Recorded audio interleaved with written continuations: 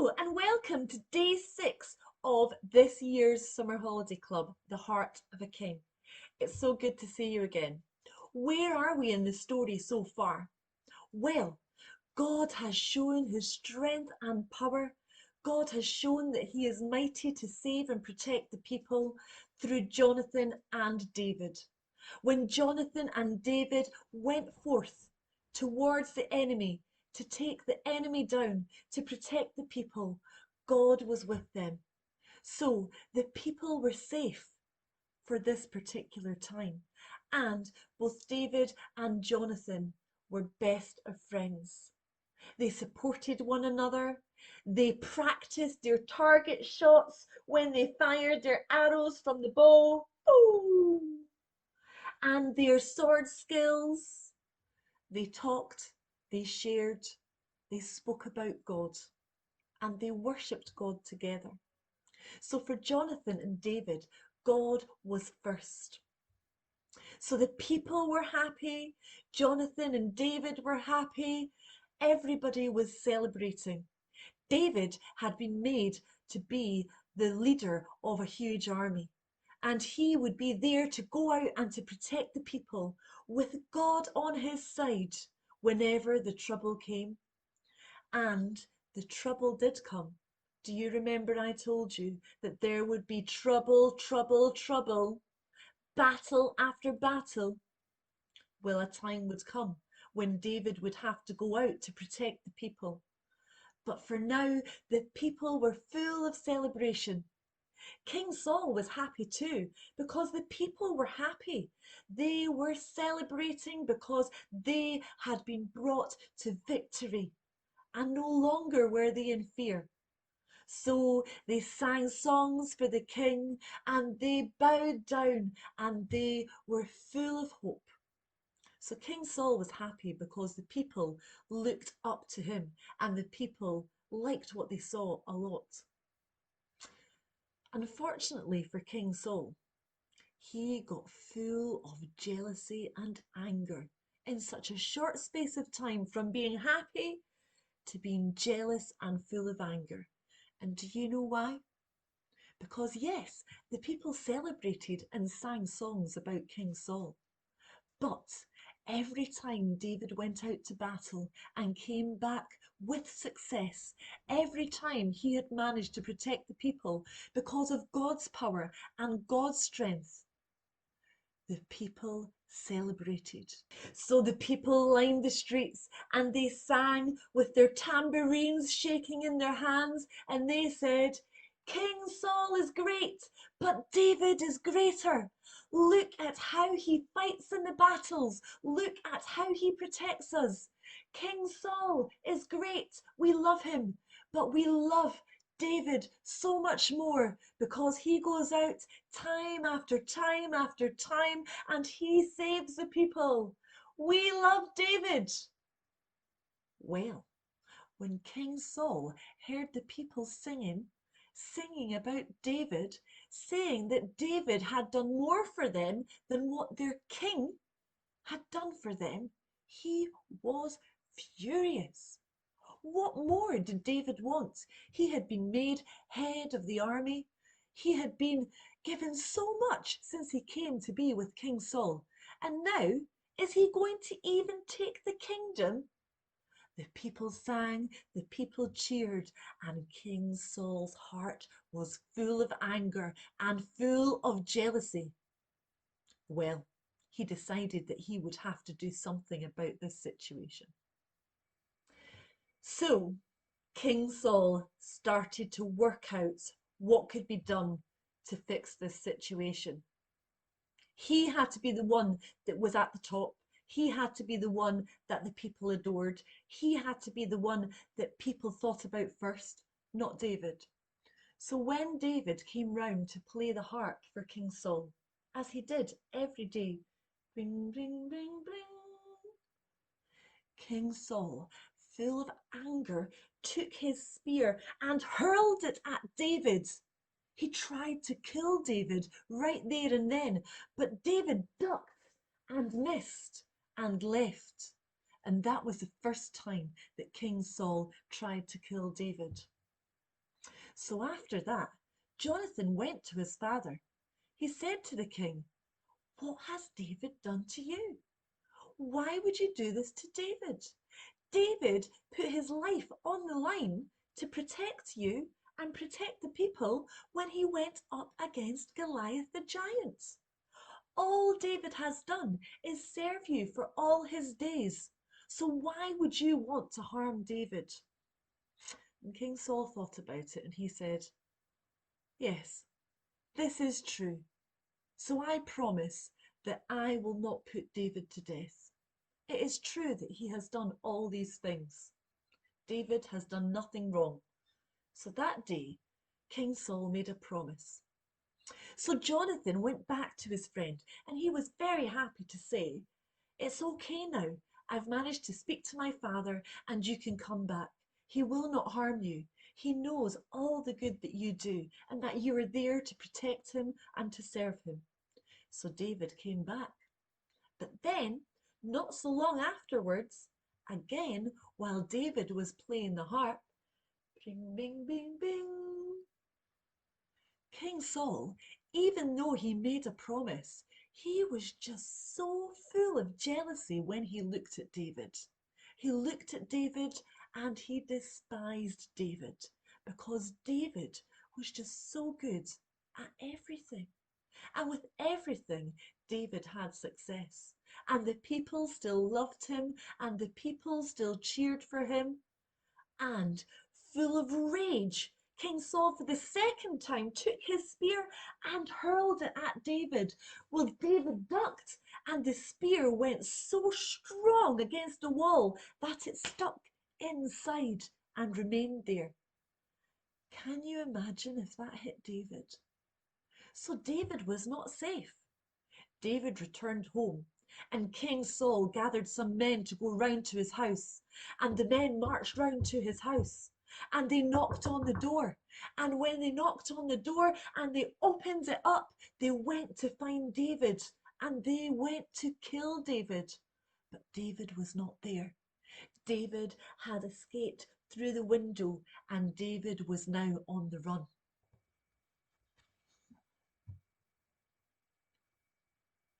Now, just before David left, David met his friend Jonathan, and Jonathan was so sad that his best friend, the person that he was closest to, was in this position.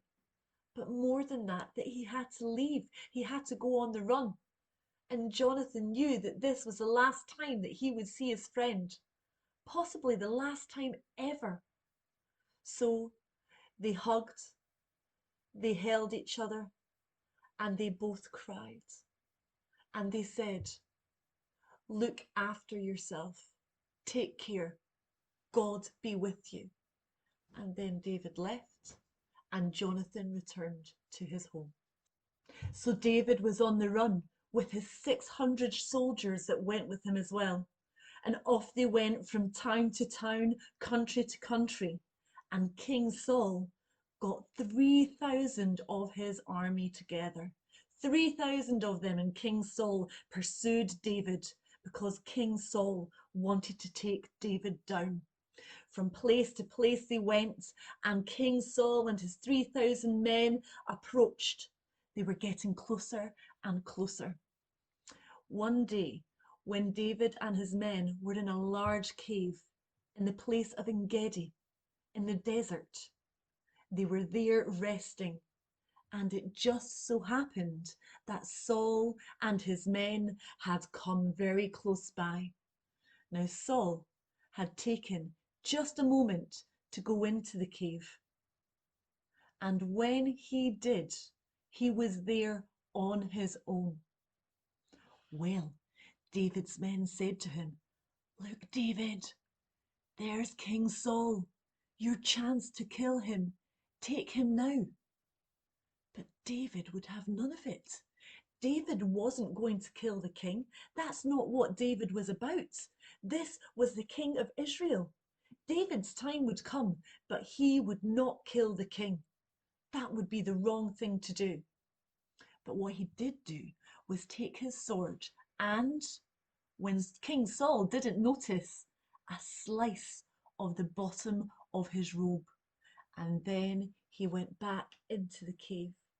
So when King Saul came out of the cave, all of a sudden he heard a voice echo, "My lord and my king, King Saul." And he looked, and it was David.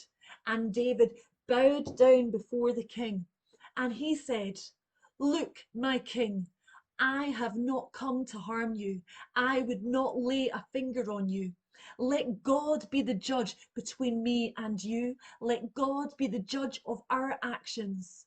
See, I have cut this bit from your garment."